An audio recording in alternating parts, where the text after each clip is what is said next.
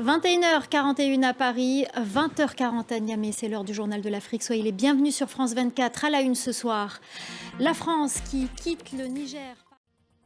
Et de Troyes, après avoir été chassée du Mali, du Burkina Faso, la France va devoir quitter le Niger à la demande des militaires au pouvoir depuis fin juillet. Un départ après un bras de fer avec les militaires.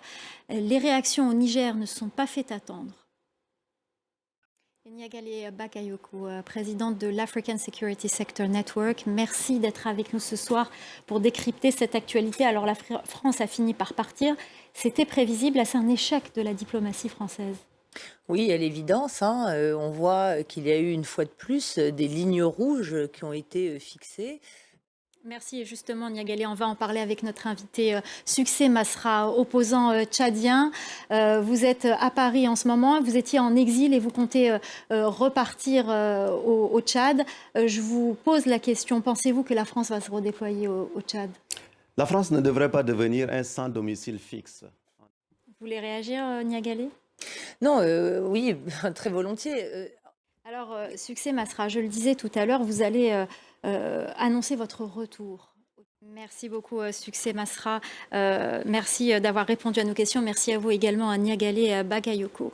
Ce nouveau report de la présidentielle au Mali, le scrutin prévu en février 2024, censé marquer le retour des civils au pouvoir, sera, selon Bamako, légèrement ajourné pour des raisons techniques. Non, ce n'est pas une surprise. Et la suite, c'est nous organiserons les élections présidentielles maliennes. Au Gabon, les arrestations se poursuivent contre les anciens membres du régime Bongo. Après celle de Noureddine Bongo, fils de l'ancien président, et plusieurs de ses proches, c'est au tour des anciens ministres du pétrole et des travaux publics. Les deux hommes ont été écroués vendredi dernier. La correspondance d'Ismaël Ombianze.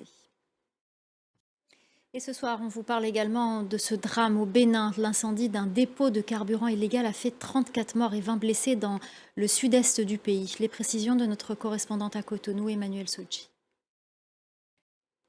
On connaît désormais la date de la présidentielle en Égypte. Elle aura lieu du 10 au 12 décembre prochain et on connaîtra le nom du vainqueur le 18 décembre, annonce de la commission électorale du pays.